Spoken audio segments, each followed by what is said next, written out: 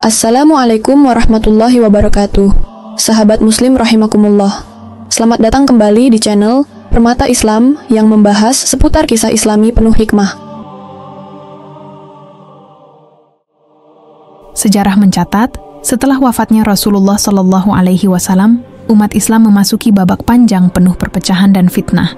Di tengah kekacauan itu, Sayyidina Ali bin Abi Thalib, sepupu sekaligus menantu Rasulullah, menjadi salah satu figur yang paling disegani, bukan hanya karena keberaniannya di medan perang, tetapi juga karena kedalaman ilmunya tentang hal-hal gaib yang diwariskan langsung dari Nabi. Dalam banyak riwayat, Sayyidina Ali dikenal sebagai Babul Ilm, gerbang ilmu. Salah satu ucapan beliau yang kemudian menjadi bahan pembahasan para ulama lintas zaman adalah ketika ia berkata, "Akan muncul seorang laki-laki dari keturunanku di akhir zaman. Ia akan menegakkan keadilan sebagaimana dunia dahulu dipenuhi dengan kezaliman. Ia akan datang dari arah timur." Kalimat terakhir itulah yang selama berabad-abad menimbulkan tanda tanya besar.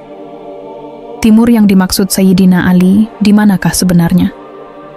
Dalam kitab Al-Fitan karya Nu'aim bin Hammad, disebutkan pula bahwa pasukan dari timur akan mengibarkan panji-panji hitam menuju Syam untuk menegakkan keadilan bersama Al-Mahdi. Timur dalam konteks itu dulu ditafsirkan sebagai Khurasan, wilayah yang kini meliputi Iran, Afghanistan, dan sebagian Asia Tengah. Namun seiring berjalannya waktu, tafsir geografis tersebut mulai bergeser. Beberapa peneliti Islam modern mulai mengaitkan timur bukan hanya pada posisi geografis dari Madinah, tetapi juga pada arah kebangkitan, yakni wilayah yang kelak menjadi tumpuan spiritual dan kekuatan baru Islam setelah dunia Arab kehilangan arah. Di abad modern ini, arah itu menunjuk jauh ke Asia Tenggara, bahkan lebih spesifik, ke Indonesia. Satu demi satu indikator muncul negeri ini memiliki populasi muslim terbesar di dunia. Di tengah kemerosotan moral dan materialisme global, masih banyak ulama yang menjaga warisan tauhid dan akhlak Rasulullah. Bahkan dalam beberapa naskah lama yang ditemukan di pesantren-pesantren tua Jawa dan Sumatera, terselip potongan kalimat yang diduga bersumber dari tafsir lama atas ucapan Sayyidina Ali. Salah satunya berbunyi, "Dari negeri yang dikelilingi laut dan gunung api, akan muncul cahaya Islam yang menyatukan dunia." Kalimat itu, meski tak dapat dibuktikan keasliannya secara sanad ilmiah, kerap dikutip oleh para peneliti sufistik dan ulama pesantren sebagai isyarat kebangkitan akhir zaman dari Nusantara.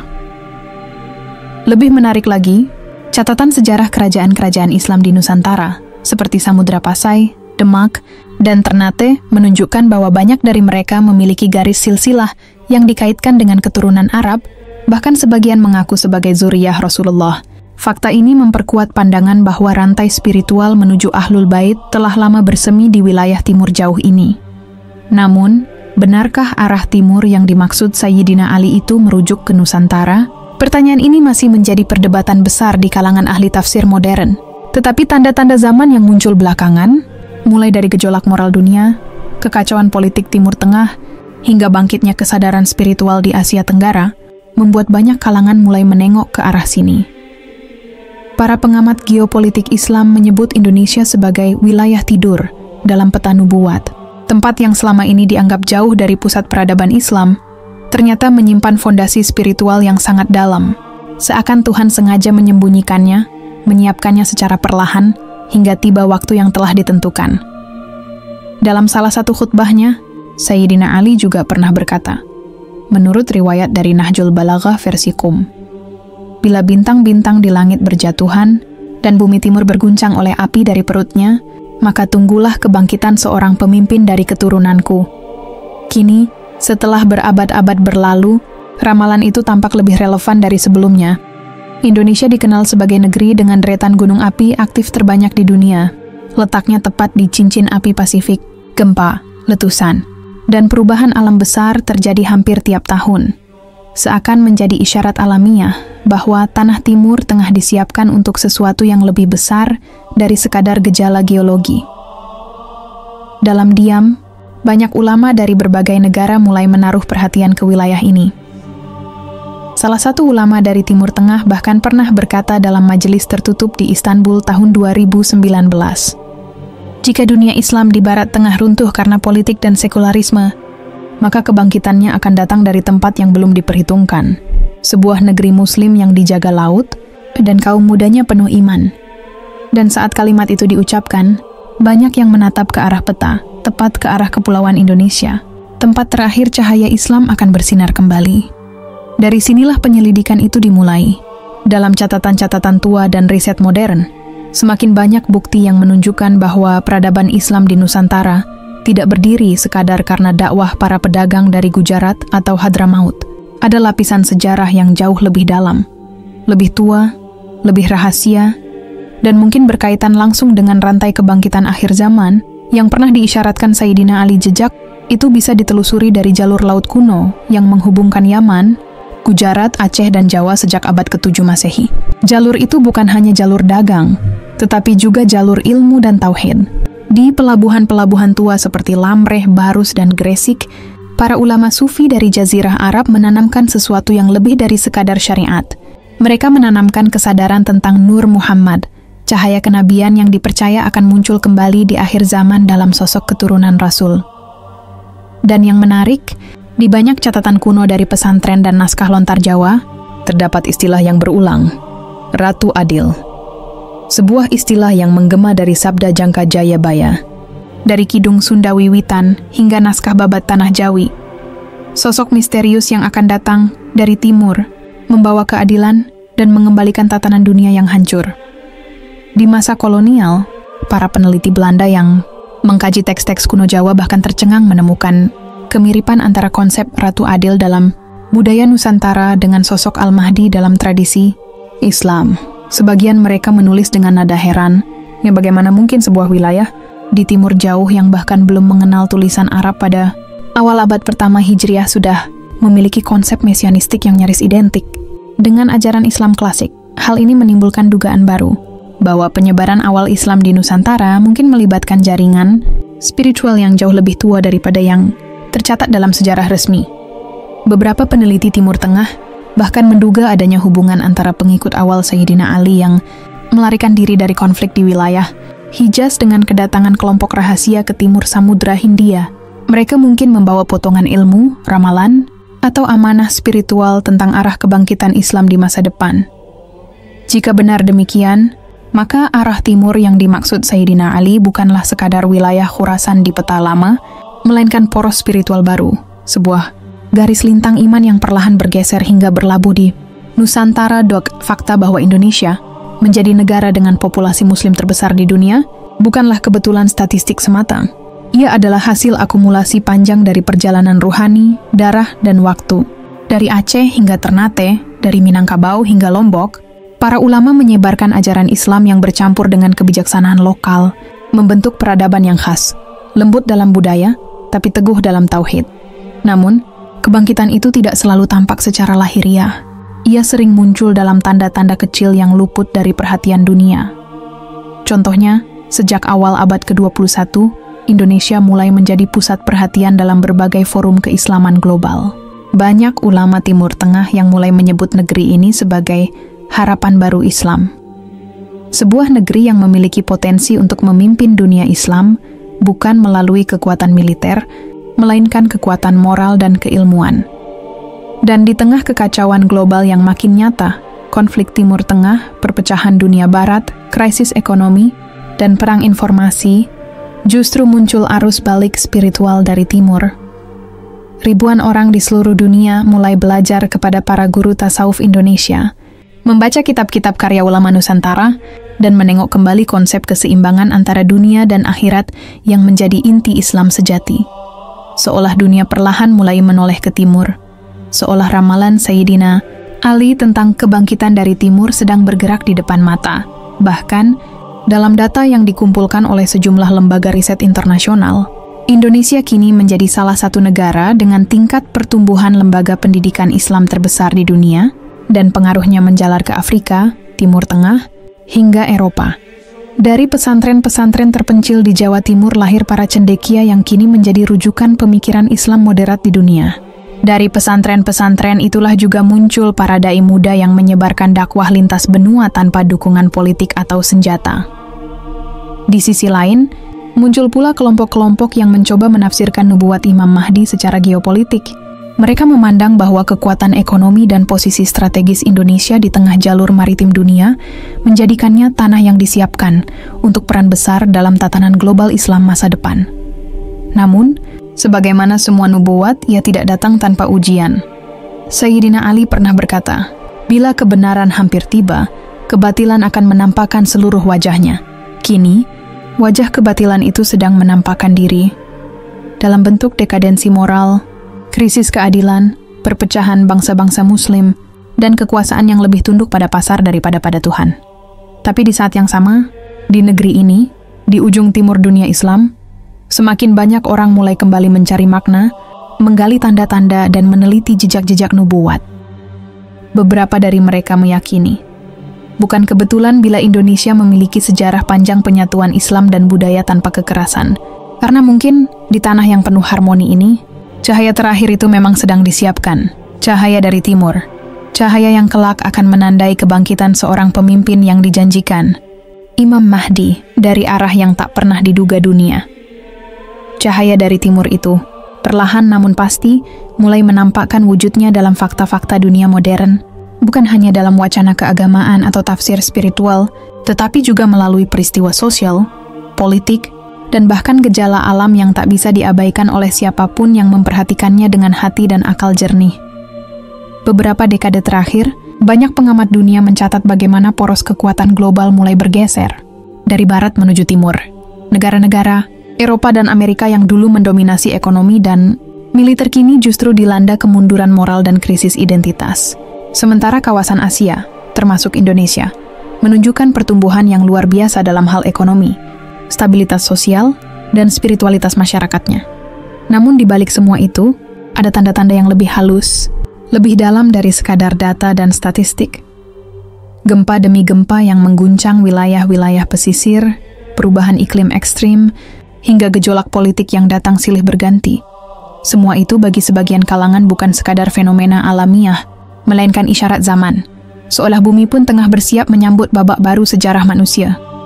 Pada tahun-tahun terakhir, sejumlah ilmuwan Muslim dan peneliti tafsir modern mulai mengaitkan perubahan ini dengan nubuat-nubuat klasik. Dalam salah satu seminar internasional di Istanbul, seorang profesor tafsir dari Al-Azhar mengungkapkan sesuatu yang mengejutkan. Jika kita membaca ulang hadis-hadis tentang munculnya Panji Hitam dari timur dan menelaah arah penyebaran dakwah Islam pasca kolonial, maka yang disebut timur di akhir zaman tidak lagi terbatas pada Khurasan.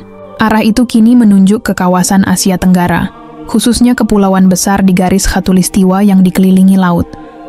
Kata-kata itu menimbulkan riuh di aula seminar. Banyak yang menatap heran, sebagian berbisik pelan. Namun sang profesor kemudian menampilkan peta. Bukan peta politik, melainkan peta pergerakan budaya dan spiritual Islam global selama 1000 tahun terakhir. Garis-garis penyebaran itu bergerak jelas, dari Madinah ke Baghdad, dari Baghdad ke Delhi, dari Delhi ke Aceh, dan dari Aceh ke seluruh kepulauan Nusantara. Dan di ujung garis itulah, dengan tanda merah kecil, tertulis satu nama, Indonesia. Para peneliti yang hadir terdiam. Mereka seolah melihat sendiri benang tak terlihat yang menyambungkan sabda Sayyidina Ali berabad-abad lalu dengan realitas zaman sekarang. Bahwa di ujung timur dunia Islam ini, ada sebuah bangsa besar yang berakar pada keteguhan iman, kerendahan hati, dan kerinduan terhadap keadilan sejati. Bangsa yang mungkin sedang disiapkan menjadi saksi, atau bahkan pelaku, dari babak besar sejarah akhir zaman. Lebih jauh lagi, tanda-tanda kebangkitan spiritual di Nusantara makin terasa kuat dalam 2 dekade terakhir. Munculnya kembali minat terhadap ilmu-ilmu tasawuf, kajian tafsir klasik, dan perdebatan seputar nubuat akhir zaman bukan lagi fenomena kecil di lingkaran terbatas. Ini kini menjadi arus besar di media sosial, di ruang-ruang dakwah digital, bahkan di komunitas akademik. Para pemuda yang dulu lebih sibuk dengan budaya luar kini, justru mencari identitas baru. Identitas yang lahir dari akar Islam Nusantara, dari nilai-nilai luhur ulama terdahulu yang pernah menuntun negeri ini menuju kejayaan batin. Sementara itu, di dunia Barat dan Timur Tengah, krisis kepercayaan makin dalam. Gereja-gereja di Eropa kosong, sekularisme menelan spiritualitas masyarakatnya, dan perang saudara di Timur Tengah membuat banyak orang kehilangan arah. Dalam situasi seperti itulah, pandangan dunia mulai bergeser ke timur, mencari keseimbangan yang hilang. Bahkan lembaga-lembaga intelijen global yang biasanya menilai dunia dalam kacamata politik dan ekonomi mulai memperhatikan Indonesia dalam konteks yang berbeda. Beberapa laporan yang bocor di media luar negeri mengungkapkan bahwa Indonesia kini dianggap poros baru kebangkitan Islam dunia, bukan karena kekuatan militernya, tetapi karena daya pengaruh moral dan kultural yang menyebar secara alami ke seluruh dunia Muslim. Menariknya, laporan-laporan itu tidak sekadar bersifat politis. Di dalamnya terselip kekhawatiran bahwa munculnya kesadaran spiritual baru di wilayah Timur bisa mengguncang tatanan global lama. Dalam bahasa yang lebih gamblang, mereka takut jika dari arah timur ini benar-benar akan muncul sosok yang dijanjikan dalam nubuat Islam. Seorang pemimpin yang menyatukan umat di bawah panji keadilan sejati, Imam Mahdi. Beberapa analis bahkan menyinggung secara eksplisit tentang gerakan moral besar dari Asia Tenggara yang akan mengguncang dunia sekuler. Dan dalam beberapa dekade terakhir, sejumlah tokoh dunia barat, dari pejabat tinggi hingga rohaniwan, mulai berbicara terbuka tentang ancaman spiritual baru yang mereka anggap bisa mengubah sistem global. Padahal yang mereka sebut, ancaman itu sebenarnya hanyalah tanda kehidupan. Baru bagi dunia Islam, tanda bahwa kebangkitan rohani sedang bergerak dari timur. Tak hanya dari aspek geopolitik, pertanda itu juga muncul dari hal-hal yang tampaknya kebetulan. Namun jika disusun bersama membentuk pola yang menakjubkan, misalnya, pusat-pusat pengajaran Islam besar di Nusantara kini semakin aktif menjalin hubungan dengan ulama dari berbagai belahan dunia, mempertemukan mazhab-mazhab yang selama ini terpecah. Di tengah dunia yang sibuk dengan konflik, justru di sini muncul upaya penyatuan. Sebagaimana disebutkan oleh seorang ulama dari Maroko saat kunjungannya ke Jawa. Barangkali disinilah, di negeri para wali, kita akan melihat kembali wajah Islam yang damai, seperti yang diajarkan Nabi di Madinah dahulu. Pernyataan itu bukan sekadar pujian, ia terdengar seperti gema nubuat lama yang menemukan bentuknya. Karena Sayyidina Ali sendiri pernah berkata, ketika kegelapan menyelimuti seluruh bumi, cahaya kebenaran akan muncul dari tempat yang tidak dikenal oleh banyak orang. Dari timur, cahaya itu akan menyinari kembali seluruh dunia. Kini, di tengah kekacauan global dan perubahan zaman yang tak menentu, kata-kata itu terasa semakin nyata. Dari ribuan pesantren yang tetap berdiri teguh di pelosok Indonesia, dari generasi muda yang haus akan ilmu dan kebenaran, dari doa-doa yang dipanjatkan setiap malam oleh jutaan hati yang tulusman, semua itu seolah menjadi bukti kecil bahwa nubuat itu sedang menunggu saatnya terwujud. Dunia mungkin belum menyadarinya, namun bagi mereka yang memperhatikan tanda-tanda zaman dengan mata batin yang peka, arah sejarah sudah mulai bergeser. Dan di ujung timur bumi ini, di negeri yang dahulu dianggap jauh dari pusat kekuasaan, sedang tumbuh kekuatan baru yang tidak dibangun dengan senjata, melainkan dengan iman, ilmu, dan kesabaran. Kekuatan yang akan menjadi saksi bahwa janji itu nyata, bahwa cahaya yang dijanjikan akan muncul dari timur. Namun seperti setiap kebangkitan besar dalam sejarah manusia, cahaya itu tidak akan datang tanpa ujian. Di tengah pertanda yang kian jelas, ada pula kekuatan lain yang bergerak diam-diam di balik tirai dunia modern. Kekuatan yang berusaha menutup sinar itu sebelum sempat menerangi bumi. Laporan-laporan intelijen internasional yang bocor dalam satu dekade terakhir memperlihatkan arah gerak yang ganjil.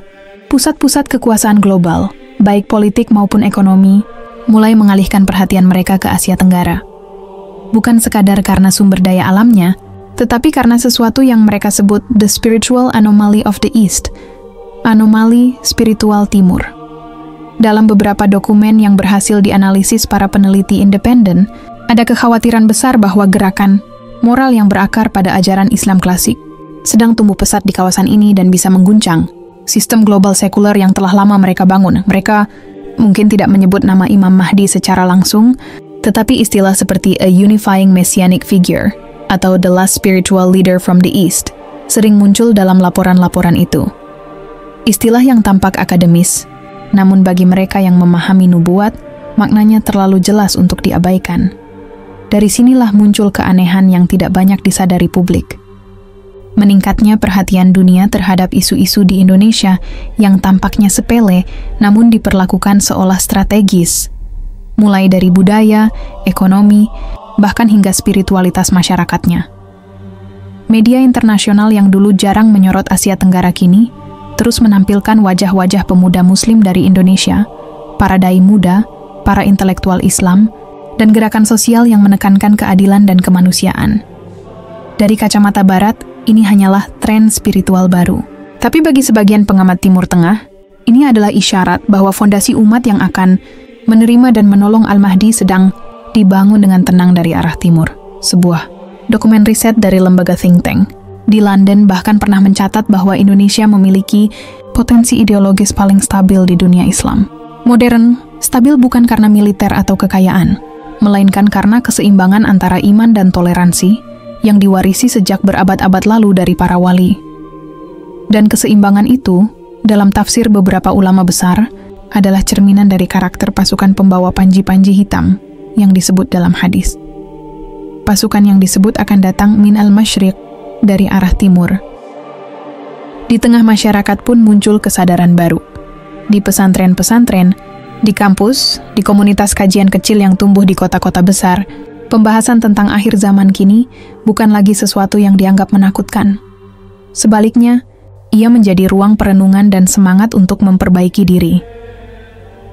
Generasi muda Muslim Indonesia mulai memandang bahwa persiapan menyambut Imam Mahdi bukanlah tentang senjata atau kekuatan politik, melainkan tentang membangun moralitas, ilmu, dan persaudaraan sejati. Beberapa ulama dari Timur Tengah yang datang ke Indonesia bahkan mengakui bahwa mereka menemukan sesuatu di sini yang telah lama hilang di tanah kelahiran Islam itu sendiri. Keseimbangan antara syariat dan akhlak, antara ilmu dan adab. Seandainya dunia mengetahui, kata seorang ulama asal Yaman dalam ceramahnya di Surabaya, betapa lembutnya hati umat Islam di negeri ini, mereka akan mengerti mengapa Nabi menyebut Timur sebagai tempat munculnya cahaya di akhir zaman. Sementara itu, berbagai fenomena alam juga terus memunculkan rasa ingin tahu banyak orang. Gerhana yang berulang dalam jarak yang tak biasa, letusan gunung di waktu-waktu tertentu, hingga munculnya cahaya misterius di langit. Semua itu bagi sebagian orang mungkin kebetulan. Tapi bagi yang meyakini nubuat, setiap peristiwa adalah pesan. Sebagaimana dahulu umat-umat sebelum kita membaca langit dan bumi untuk mengenal tanda-tanda Tuhan, demikian pula kini banyak yang kembali menatap cakrawala timur dengan rasa gelisah dan harap. Namun di balik itu semua, tersimpan sebuah pesan tersembunyi yang kerap diabaikan, bahwa ramalan bukan untuk ditakuti, tetapi untuk direnungi. Sayyidina Ali tidak pernah menuliskan nubuat itu sebagai peta politik atau petunjuk perang, melainkan sebagai peringatan agar umat Islam tidak buta oleh kekuasaan dan dunia. Karena jika cahaya itu benar-benar muncul dari timur, ia hanya akan mengenali orang-orang yang bersih hatinya, bukan yang haus akan dunia. Disinilah letak hikmahnya bagi kita hari ini. Bahwa setiap tanda zaman yang kita lihat, entah dalam bentuk krisis global, pergeseran peradaban, atau kebangkitan spiritual di timur, semuanya hanyalah cermin dari apa yang sedang terjadi dalam diri manusia. Jika dunia sedang gelap, maka mungkin karena hati manusia pun tengah kehilangan cahaya.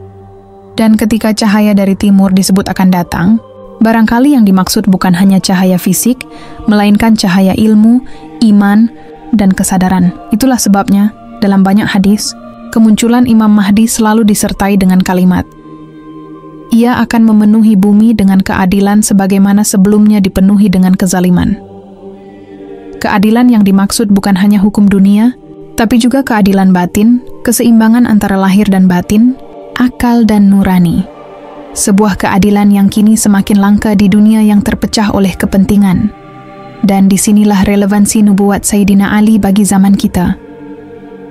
Bukan sekadar ramalan mistik, tapi peta moral yang mengingatkan umat agar tetap berada di jalur kebenaran ketika kekuasaan, informasi, dan fitnah saling bertarung dalam skala global.